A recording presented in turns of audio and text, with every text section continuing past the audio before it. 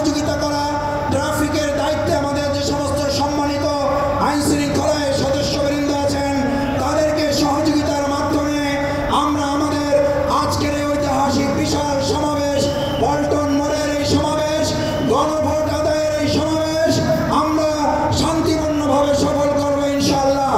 আমাদের শান্তিপূর্ণ এই সমাবেশের মাধ্যমে অন্তর্বর্তী সরকারের কাছে আমরা বার্তা দিতে চাই,